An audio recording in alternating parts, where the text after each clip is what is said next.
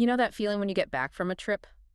A trip that was supposed to be a vacation, but you feel like you need another week off just to recover? Oh, absolutely. The "I need a vacation from my vacation" syndrome. It's a real thing. It is, and I feel like it happens the most with adventure travel. You have this picture in your head of, Moab, Utah, the red rocks, the whole Mars landscape vibe, the adrenaline. Right.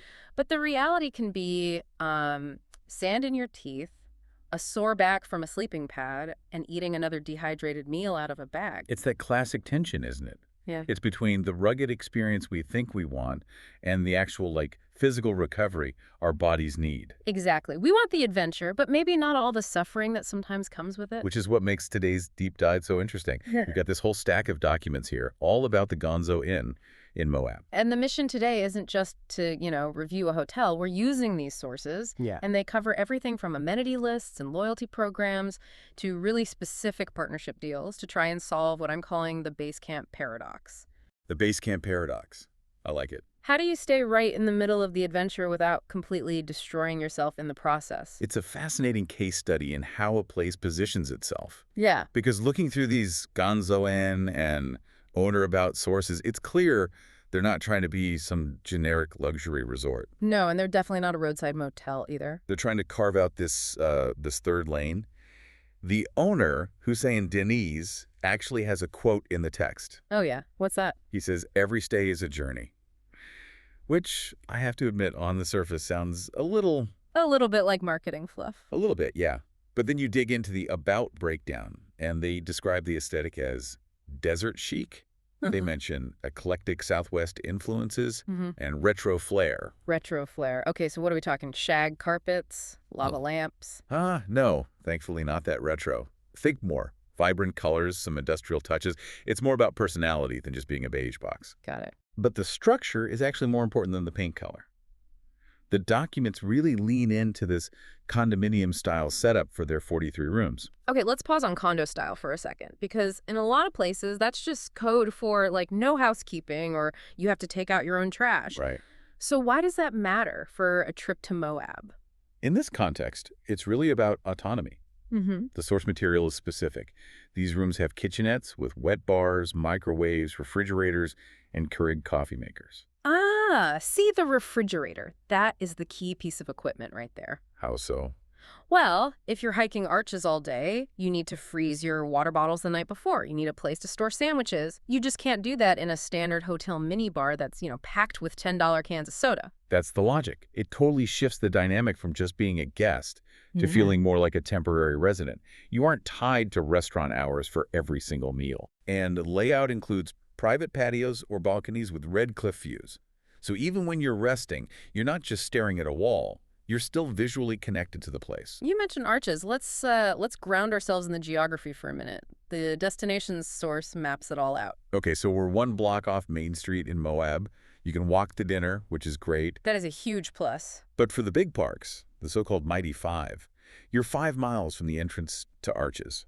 A 10-minute drive, basically. Which is so crucial, because if you don't get to that Arches gate by, 6 a.m. You're just sitting in a line on the highway, for hours. Exactly. Proximity is time. Yeah. You're also about 32 miles from Canyonlands, the Island in the Sky District specifically, and Dead Horse Point. So it's a hub. It really is a base camp. It's a hub. You spoke out to these huge experiences, and then you come back to the center to recover. Okay, location works. The vibe seems cool. But let's be honest, Moab is notoriously expensive. I've seen hotel rates there that are just astronomical. It is premium real estate, no question. So let's get into the financials. We have a very specific document here called Gonzo Inn Promotions. This feels like where the real hacks are hiding. This is definitely the most actionable part of the data we have. So if I'm booking, how do I not go broke? All right. According to information obtained from the sources, specifically regarding Gonzo Inn Promotions, the breakdown is as follows.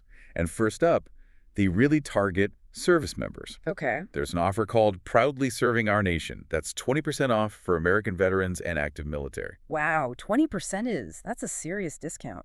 Over a week. That's like getting a free night or two. Is there a code listed for that? Yep.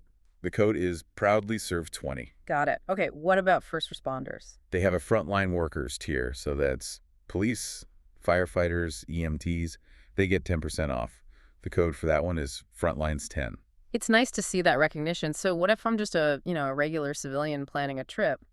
Maybe a honeymoon or something. They got you covered. There's a package called Gonzo is for Lovers. Of course there is. It comes with, and I'm quoting here, a special in-room treat, which is wonderfully vague. I'm intrigued. And it also gets you 10% off. The code is GonzolaV10. I will take the mystery treat for a 10% discount. All right.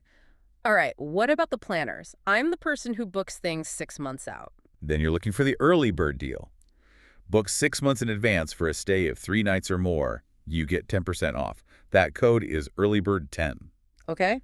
Or, if you're just staying for a long time, 7 nights or more, you use longer 10 for that same 10% discount. And I think I saw something for seniors or AAA members. You did. They're not left out. Seniors, 65 and over, and AAA members both get 10% off.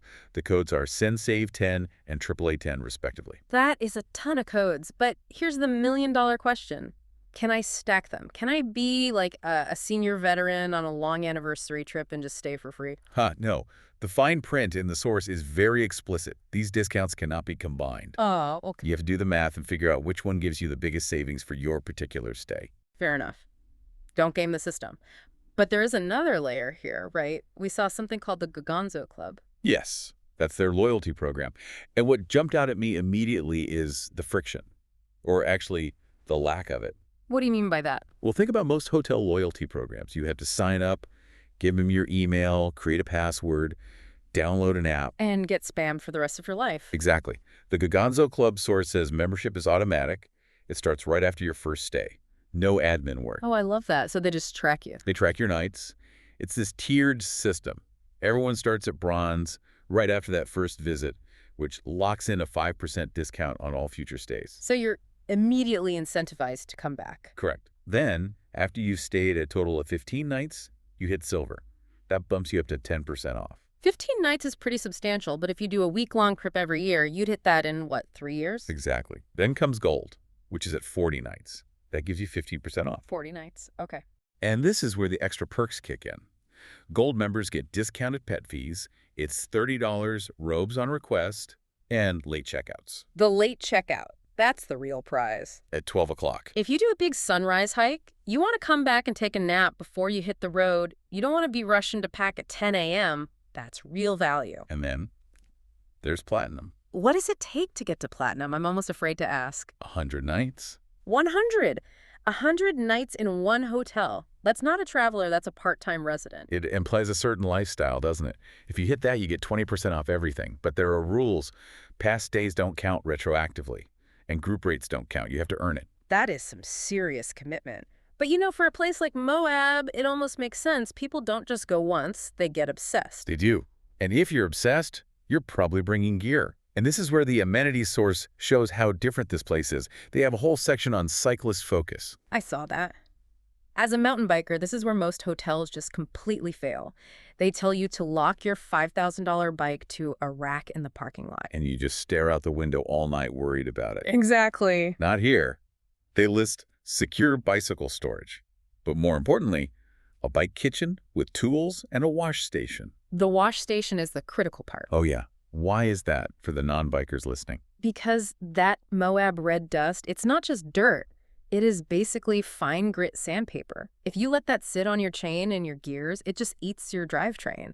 Being able to hose down and lube your bike before you put it away saves you hundreds of dollars in maintenance. It's huge. That's a great insight. It shows they actually get the activity, not just the vibe of it. For sure. And they also mention EV charging stations and free parking, which is getting weirdly rare in tourist towns. So that handles the gear. What about the body? After 4 hours on the bike or scrambling up a trail, I am wrecked.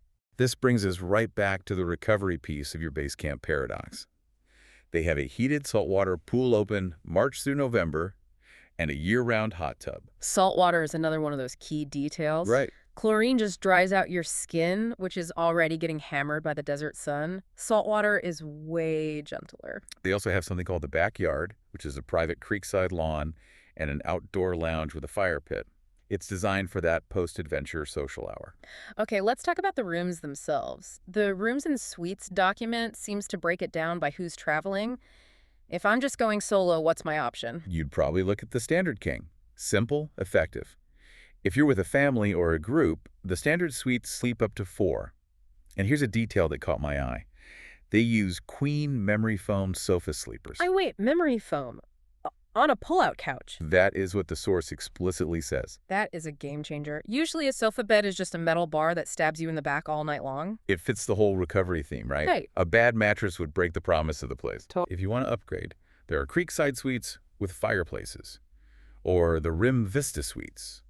What's special about the Rim Vista? A large jetted bathtub and a fireplace. Jetted tub. There it is. That's the muscle recovery machine right there. But the absolute top tier is the Moab luxury suite.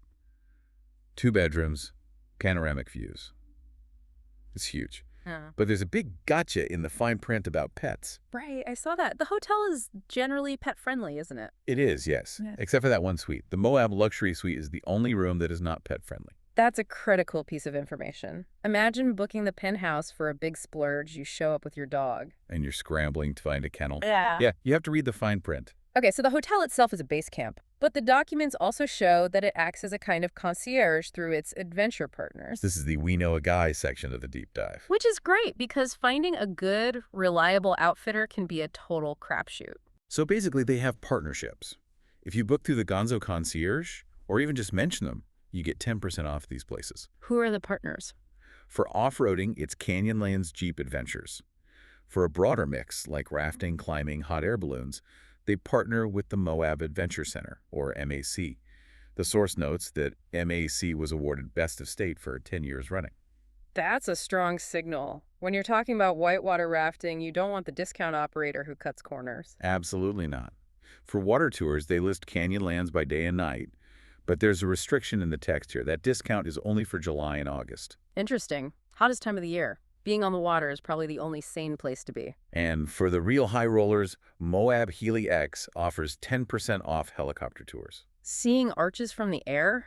That has to be an unbelievable experience. I would imagine so. Yeah. And one last logistical note for people flying in. The source lists Moab Express for door-to-door airport shuttles. So you don't necessarily need a rental car if you fly right into Moab. That's a huge potential saving. Rental cars with enough space for gear are just insane right now. It all kind of rounds out the picture. They even have a source on group experiences showing they do corporate retreats and weddings. They're trying to be the single point of contact for the whole trip. So let's zoom out. When you put all this together, the discount codes, the bike wash, the memory foam, the partners, what is the Gonzo Inn actually selling? I think they're selling a solution to the friction of adventure. They know you want to go out and be gonzo, get dirty, push yourself. But they also know the modern traveler wants and needs a high level of comfort for recovery. It's rugged luxury. Exactly. They are betting you will pay for the privilege of knowing your expensive bike is secure and your sore muscles can soak in a jetted tub so you can go just as hard the next day.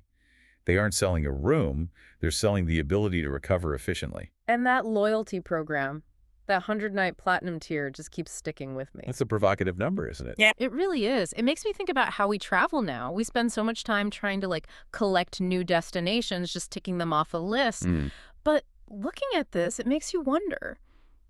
In a world of hopping between places, what's the value in finding one perfect base camp and going back to it 100 times? It completely changes your relationship with the place. You stop being a tourist and you start becoming part of the landscape. You see the seasons change, you learn the trails.